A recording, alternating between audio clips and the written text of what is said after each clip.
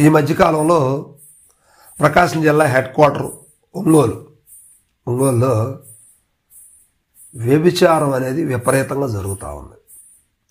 గతంలో వెళ్ళినటువంటి ఎస్పీ గారు దీని మీద చాలా నిఘా పెట్టి ఎన్నికల సమయంలో ఒకసారి, ఎన్నికల అనంతరం ఒకసారి, ఇటీవల కూడా ఒకసారి కొత్తపట్నం బస్టాండ్లో ఒక గుడి పక్కన స్పా సెంటర్స్ ముసుగులో వ్యభిచారం జరుగుతూ ఉంది.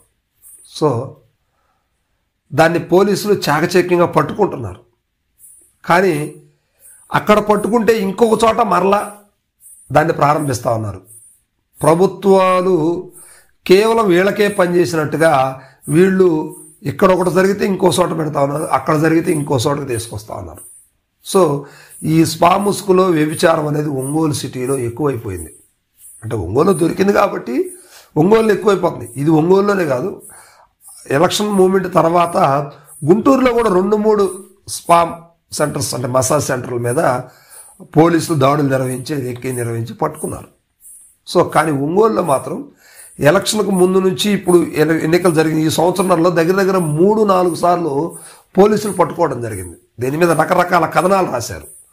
అసలు ఇలాంటి నిర్వహిస్తున్నప్పుడు అక్కడ ఉన్నటువంటి స్థానిక ఇంటి ఓనర్స్ కావచ్చు, దాని నిర్వాహకులు ఎవరో వాళ్ళని ఖచ్చితంగా అరెస్ట్ చేసి లోపల పెట్టేసి పబ్లిక్ తెలిసే విధంగా ఎందుకు మీడియా ముఖంగా ప్రెస్ మీట్ పెట్టలేకపోతున్నారు పోలీసు వాళ్ళు? ఒక పక్క జరుగుతూనే ఉంది, మీరు పట్టుకుంటానే ఉన్నారు, వాళ్ళ లోపల పెడుతూనే ఉన్నారు. మరి వాళ్ళ తరపున వస్తున్నారా, కొత్త బ్యాచ్లు వస్తున్నారా, అది మళ్ళీ జరుగుతూనే ఉంది సిటీలో. సో ఇప్పుడు మీరు పట్టుకోవచ్చు, మళ్ళీ వారం రోజుల తర్వాత ఇదే గ్యాంగ్ కావచ్చు, ఇంకో గ్యాంగ్ కావచ్చు, ఇంకో చోట ఇదే సెంటర్ని మేల్కొల్పుతారు. ప్రజలకి ఇలాంటి ఎంటర్టైన్మెంట్గా ఉండదు చూడటానికి, కానీ ప్రశ్నించే వాళ్ళు ఎవరు ఉండరు, పోలీసు వాళ్ళే వచ్చి పట్టుకోవాలన్నమాట. సో ఇక జర్నలిస్ట్ పరిస్థితి కూడా అదే, పోలీసు వాళ్ళు వచ్చి పట్టుకున్న దాకా వీళ్ళు చూడరు, చూసినా కూడా బేరాలు మాట్లాడుకునే పరిస్థితులు ఈ రోజున కనిపిస్తూ ఉంది. సో నేను అందరిని అంటలేదు, కొంతమంది దానికి సంబంధించినటువంటి వ్యక్తులు ఉన్నారు. సో ఇప్పుడు పోలీసు వాళ్ళు అరెస్ట్ చేశారు. ఇప్పుడు ఇదే విధంగా 3-4 సార్లు అరెస్ట్ చేశారు. ఏం జరిగింది? ఒంగోలులో మళ్ళీ అది రన్ అవుతానే ఉంది. రన్ అయ్యే దాని మీద, ఆ వ్యవస్థ మీద పోలీసు వారు దెబ్బ కొట్టాలి.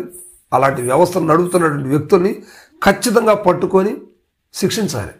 అప్పుడు రెండోసారి జరగకుండా ఉంటాయి. ఈ మసాజ్ సెంటర్ల పేరుతోటి ఆడపిల్లల జీవితాలు బుగ్గిపాలవుతున్నాయి.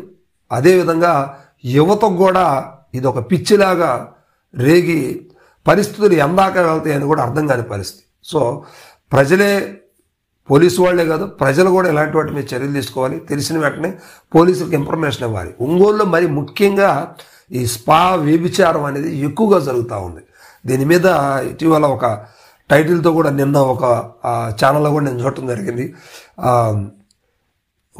గుడి వెనక గుడిసేటి వ్యవహారం అనే టైటిల్ తోటి కొన్ని వార్తలు అయితే వచ్చాయన్నమాట. చాలా బాగుంది. అంటే వాళ్ళ మీద అలాంటి టైటిల్స్ పెట్టడం అనేది ఎంటర్టైన్మెంట్ కావచ్చు, కానీ ప్రజలకి ఇలాంటి ఎంటర్టైన్మెంట్ కాకుండా ప్రజలే ఇలాంటి వాటిని వ్యతిరేకించాలి, ప్రభుత్వానికి తెలియజేయాలి, పోలీసులకు సహకరించాలి. లేకపోతే ఇలాంటి సెంటర్లో తప్పుడు పనులు అనేవి జరుగుతూనే ఉంటాయి. సో ఇప్పటికైనా కూడా పోలీసు వాళ్ళు దీని మీద గట్టి చర్య తీసుకొని ఒంగోలులో పూర్తి స్థాయిలో ఇలాంటివి లేకుండా చేస్తే మాత్రం మంచిదనేది ఈ వీడియో యొక్క ఉద్దేశం అన్నమాట.